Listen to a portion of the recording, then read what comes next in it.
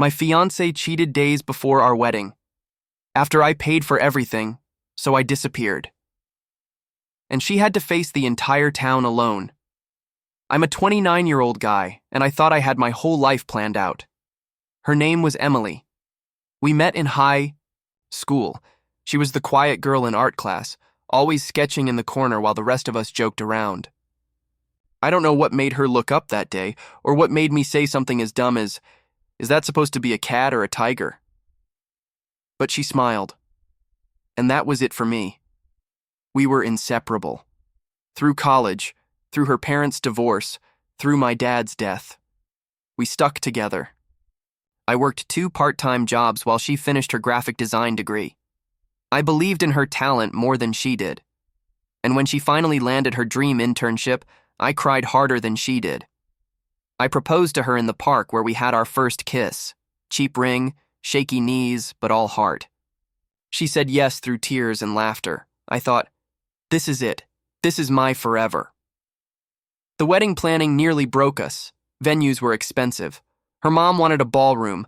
I wanted something simple. Emily said she wanted to feel like a princess. So I made it happen. I took extra shifts, canceled my gym membership, even sold my car to cover vendor deposits. She used to run her fingers through my hair and whisper, "You're the only person who's ever made me feel safe." I wore those words like armor, like proof that all this was worth it. I wasn't just building a wedding, I was building a future. Ours. But something started to shift. Subtle things. Late nights she couldn't explain. Smiles that didn't reach her eyes.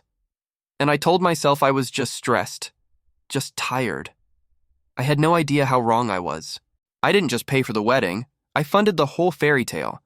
Venue, catering, her dress, the honeymoon, every single detail that Emily said she dreamed of since she was a little girl. She called it her princess wedding, and it happened without blinking, even when the bills started piling up higher than I ever imagined. My friends warned me. Over beers late at night, they'd shake their heads and say things like, "Man, at least get a prenup," or "You're spending like she's already your wife." I'd just laugh it off. "I trust her," I'd say. "She's not like that." The words felt good coming out of my mouth like a badge of honor, a man who believes in his woman. But inside, I felt the pressure mounting like a weight on my chest. To keep up, I picked up extra shifts at my job, freelanced on weekends, and even started delivering groceries at night. There were days I skipped lunch just to stretch my budget. I sold my car, took the bus, and quietly drained my savings. Every time Emily gushed over a new wedding detail, "Look at this floral arch," or "I booked the string quartet," I smiled and nodded, hiding the panic in my stomach. But she was changing. She'd scroll her phone at night and turn the screen away when I walked by. She stopped asking about my day. Her hugs felt distracted, her kisses half-hearted. When I asked, "Everything okay?" she'd smile, too bright, and say, "Just tired." I told myself it was stress. Everyone gets distant before a big wedding, right? Still, there were nights I lay awake staring at the ceiling, wondering why my dream felt lonelier and lonelier the closer it got. It happened 5 days before the wedding, a moment so ordinary it should have meant nothing. Emily had left her phone on the kitchen counter while she showered. I was making coffee, half asleep, when it buzzed. A notification lit up the screen. "Can't wait to see you tonight." My stomach dropped so fast I thought I'd get sick. For a second, I told myself it had to be her cousin, her friend, anyone else. But my hands were already moving, fingers trembling as I picked it up. The lock screen opened with her usual code. The chat thread was like a punch to the chest. His name was Brandon. Months of messages scrolled past, intimate texts, whispered promises, plans for secret meetups. My eyes blurred as I read words that burned themselves into my brain. Last night was perfect. I hate sneaking around, but it's worth it. He has no idea. Photos followed. Brandon's hand on her waist in a hotel room. Selfies of her in the dress she told me she'd bought for work events. Even one picture taken in my apartment while I was at work. My breath came out shaky, ragged. The mug of coffee on the counter had gone cold. My fingers moved on autopilot, screenshot after screenshot, capturing everything. It felt like my entire life was shattering with each swipe. I stared at her phone until the screen dimmed, my reflection staring back at me, pale and hollow-eyed. In the shower, she was humming, the same song she'd been practicing for our first dance. I sat there frozen, phone in hand, knowing the wedding I'd bled for was already over. And she didn't even know I knew yet. I didn't say a word. I don't know why. Maybe it was shock. Maybe it was pride. But when Emily stepped out of the shower, wrapped in a towel and smiling at me like nothing had changed, I smiled back. My throat was dry, my skin clammy, but I pretended. Pretended I was okay. Pretended I didn't just watch our entire relationship disintegrate in the palm of my hand. That day was hell. She kept talking about seating charts and flower arrangements while I sat across the kitchen table nodding like some obedient puppet. I went to work, but I don't remember anything I did. All I could think about was her voice in those messages, the way she wrote to Brandon, the way she talked to me afterward, like none of it mattered. That night, she curled up next to me in bed, head on my chest, like she always did. I lay there still, staring at the ceiling, wondering how many nights she came home from him and climbed into our bed. I kept hearing that one line, "He has no idea," over and over like a curse. The next morning, I took the screenshots and sent them to my email. I went to a print shop across town where no one would recognize me, printed every photo, every message. It felt disgusting, holding the proof of my own humiliation in my hands. But I needed it, not just for clarity, for what I was planning. When I got home, I put everything into a plain manila folder. No name, no label, just cold, hard truth sealed inside. She came home with cake samples. I asked how her day was. She kissed my cheek. I said nothing, but I knew exactly what I was going to do. Emily was glowing, not just happy, radiant, like everything she'd ever wanted was finally falling into place. She floated around the apartment humming wedding songs, showing me Pinterest boards, kissing me between bites of takeout. She had no idea I knew. It was chilling, honestly, watching her laugh with her mom on speakerphone about bridesmaid drama while I sat next to the folder that could incinerate her entire life. Her lies were so polished, so casual, they almost made me doubt myself. Almost, her family started arriving from out of state. Her dad gave me that proud father of the bride handshake. Her aunt called me such a catch. My own parents were buzzing, my mom fussing over rehearsal dinner details, my dad proud I was finally settling down. No one knew the truth, and then Brandon showed up, early, said he was there to help with setup. I looked that man in the eye and hugged him, just like she would expect me to. I could feel my blood pounding in my ears. Every part of me wanted to break his jaw, scream at the whole room, burn everything down. But I didn't.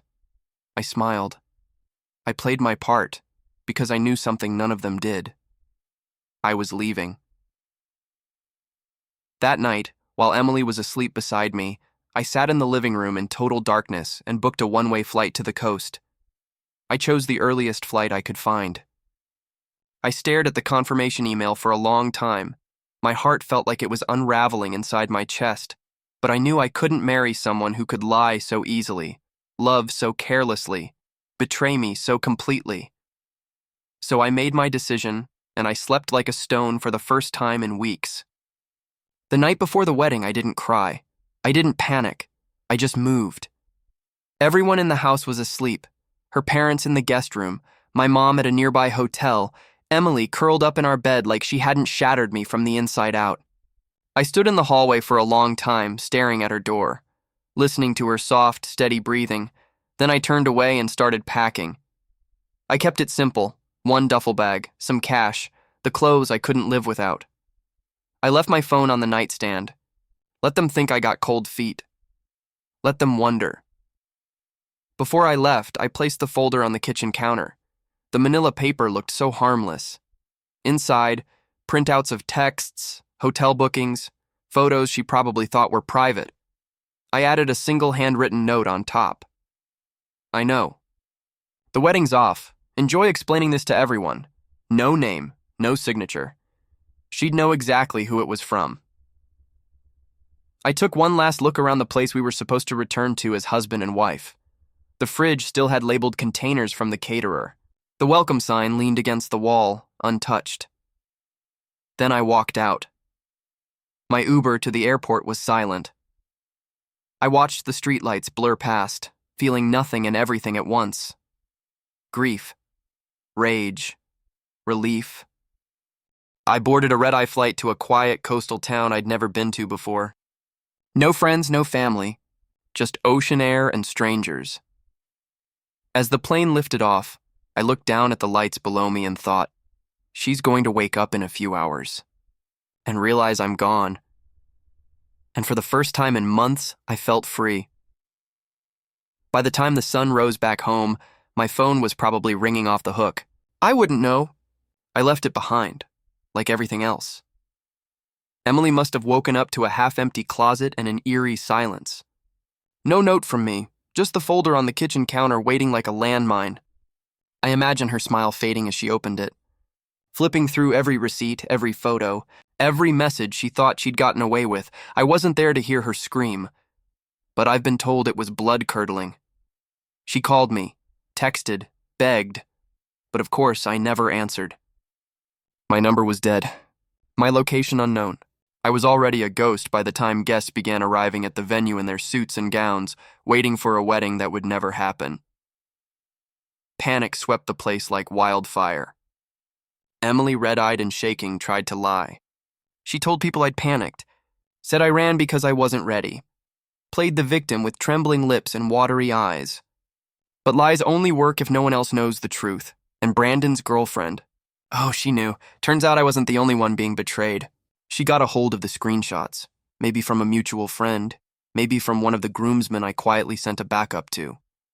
Either way, she posted everything online, every cringeworthy message, every compromising photo. It spread like wildfire. People shared it, commented, screenshot it before Emily could even try to deny it.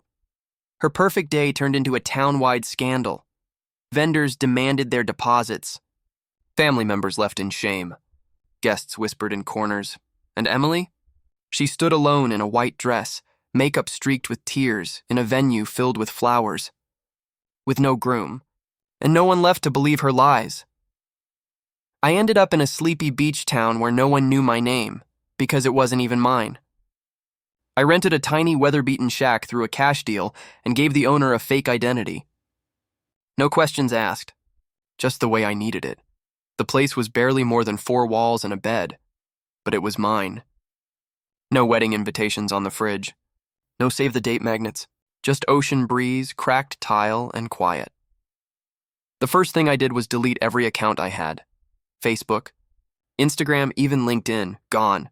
I shut off the noise, the notifications, the fake congratulations from people who didn't know the truth. I wanted no digital breadcrumbs for anyone to follow. Only one person had any idea where I was. My brother. I sent him a single email from a burner account. I'm safe. Don't tell anyone. That was it. He respected it. No questions, just a, take your time, man. You deserve peace. And for the first time in years, I breathed. I let the grief come in waves like the tide outside my window. Some mornings I cried over coffee. Some nights I stared at the ceiling and relived everything. The dress. The folder. Her voice whispering I was the one. But eventually, the silence became something I welcomed, because I realized I didn't just lose Emily. I lost the version of myself that believed her lies. That bent over backward to prove I was worthy. That poured everything into a future she was busy, destroying behind my back. That man was gone now, and in his place stood someone, quieter, rawer, but freer. And I had no plans of ever going back. While I healed in silence, Emily's world caught fire. Back in our hometown, the fairy tale she clung to began to rot in real time. Vendors who thought I was footing the bill started calling her non-stop. The florist, the caterer, the venue, all demanding payment. She tried to stall, tried to play the abandoned bride card, but no one was buying it. Her parents were furious. Her dad publicly blamed me at first, saying I was unstable, that I had humiliated their family. But then, the screenshots leaked, a mutual friend. Someone who had once called Emily her ride or die posted them on a locked Facebook group meant for local vendors and friends. Screenshots, dates, photos, receipts, even that one text. He has no idea. It spread like wildfire. Screenshots turned into memes. Her name was whispered in church pews and supermarket aisles. People weren't just disappointed, they were disgusted. She got labeled fast. The cheat. The gold digger. The girl who destroyed her own wedding. And Brandon. The man she risked everything for? He ghosted her. Hard, unfriended, blocked, gone. Word was he denied the whole thing. Said she misread the situation. Claimed she was obsessed. She tried everything to spin the story. Said I was emotionally distant. That I left her without warning. That I was controlling and unstable. But the receipts told the truth. And in this town, people never forget.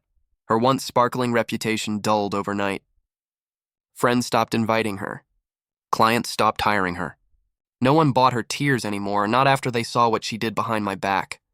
She wasn't the victim. She was the architect of her own downfall, and now she had to sit in the ruins, alone. Weeks passed. Maybe months. I lost track of time out there with the ocean as my only clock. One night, I logged into an old email account I hadn't touched since college. Curiosity, boredom, maybe masochism, I don't know, it was flooded. Over 100 unread messages, all from Emily. The subject lines alone made my chest tighten. Please just talk to me. I messed up, but I still love you. I didn't mean for this to happen. I clicked the first one. Her words poured out in frantic run-on sentences. Apologies wrapped in excuses. She said she missed me, that she was spiraling, that no one understood how much pressure she'd been under. She wrote that the affair meant nothing, that Brandon was a distraction, that she just wanted to feel wanted again. Another email said, "You were always too good for me. I think I needed to ruin it before you realized it." She begged me to come back, to just talk, to let her explain face to face. Promised she'd go to therapy. That she'd wait as long as it took. I didn't reply. I didn't type a single word.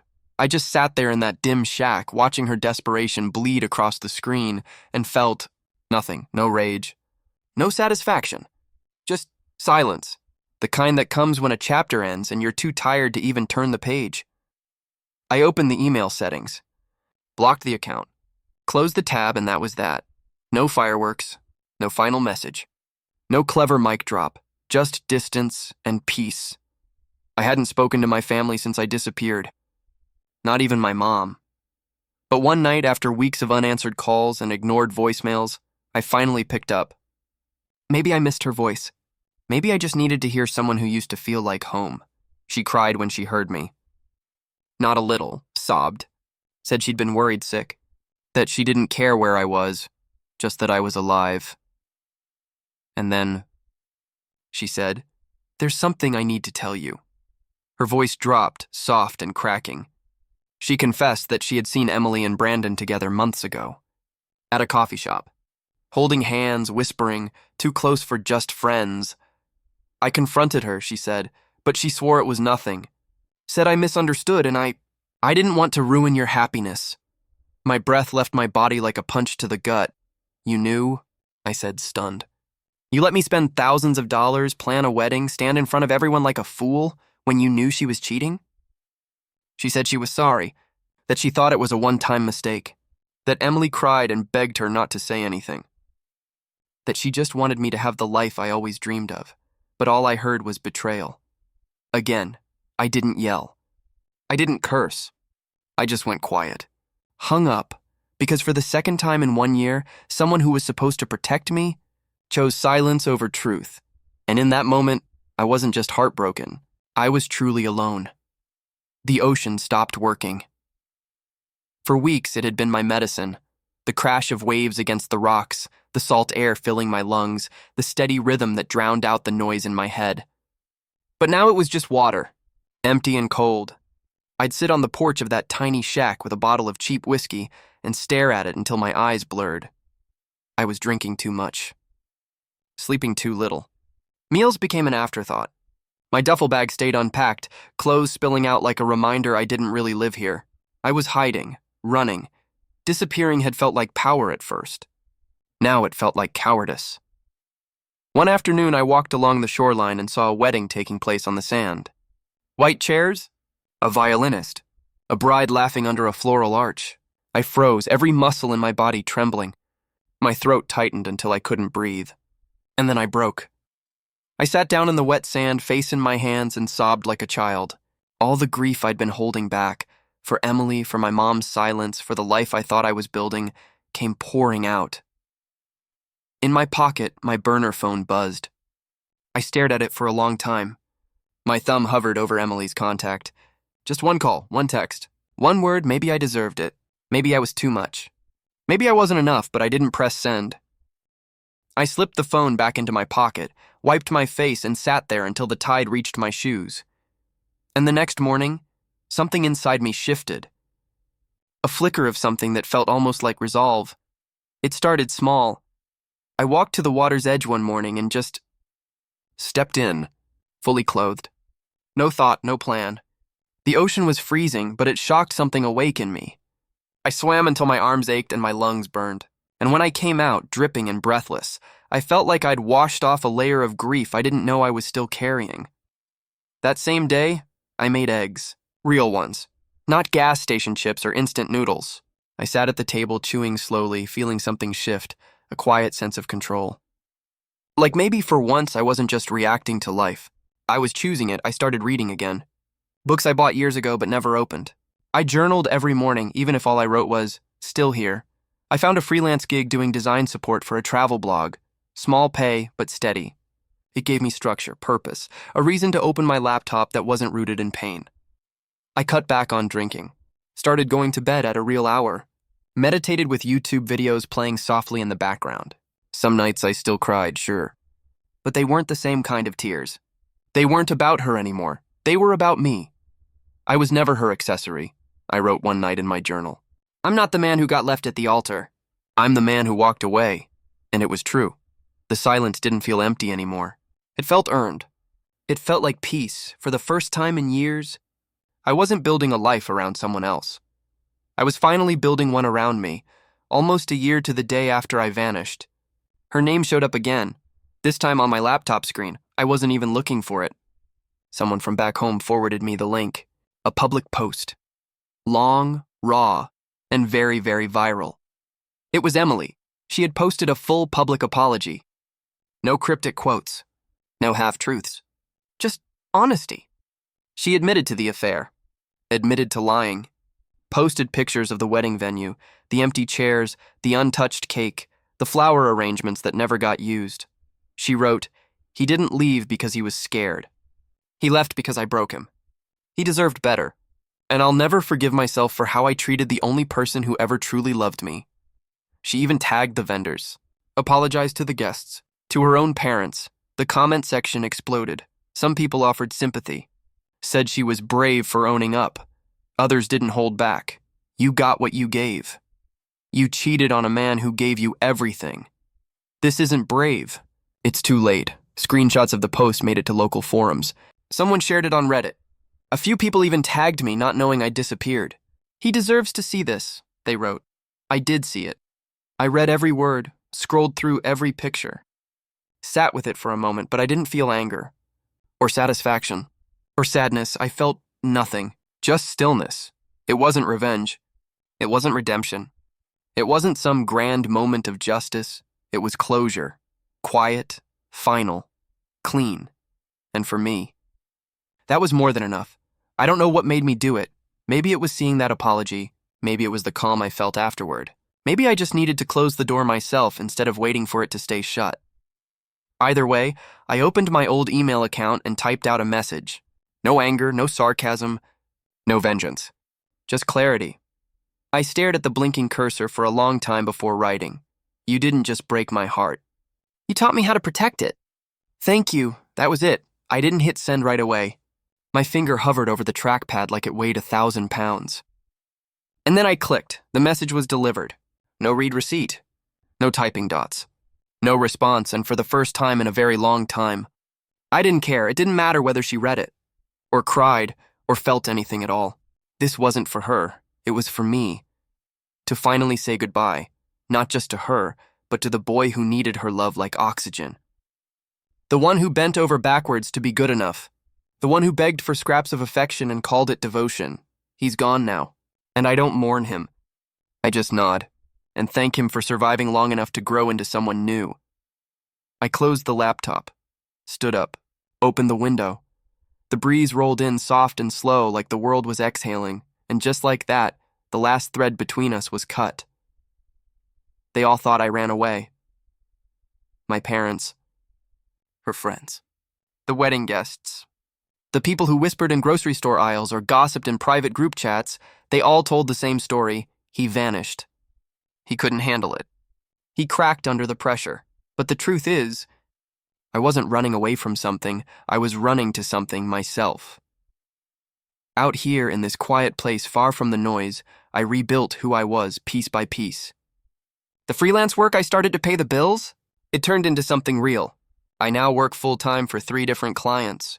I set my own hours. I make more than I ever did before. But more importantly, I'm doing it on my terms. I mentor now too. Not officially, but it started when I joined an online forum for people dealing with betrayal. I posted my story anonymously. The response was overwhelming. Now, I talk to guys going through what I went through. I help them see the light on the other side. And yeah, I'm seeing someone new. She's kind, gentle, not flashy, not dramatic. She respects my silence when I need it. She never makes me feel like I have to earn love by bleeding for it. It's not perfect, but it's real. And real is all I ever wanted. I look in the mirror these days and actually recognize the man staring back. Stronger, softer, whole. Emily was the storm, but I was the one who had to survive it. And I did. Final line. Sometimes disappearing isn't an escape. It's an evolution.